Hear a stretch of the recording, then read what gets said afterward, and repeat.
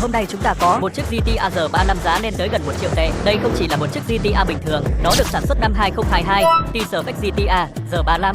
Chủ nhân của chiếc xe này nói rằng chiếc xe của anh ấy rất đắt đỏ, vậy nên anh chủ muốn chiếc xe của mình được trang bị một bộ khí thải phải xứng tầm với Triệu, và đó chính là FI Full Set Deck House System. Anh chủ đã mạnh tay lựa chọn phiên bản Super Sport Deck House. Khi van ống xả ở chế độ đóng lại, âm thanh của nó vẫn sẽ rất đầm ấm và đầy uy lực. Đây này, anh em thấy cái logo vàng này không? T-Spec đó, nó là ở một cái tầm khác xa rồi.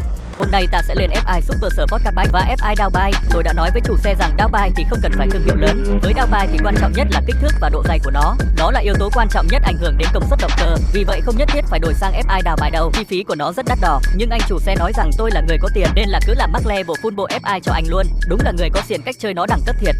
Tổng kết lại, chiếc GT-A này có bộ ống xả có trị giá 20.000 tệ, hệ thống FI Downbite cùng với FI Carbide House System. Liệu âm thanh của nó sẽ như nào? Anh em cùng xem tiếp của nhé.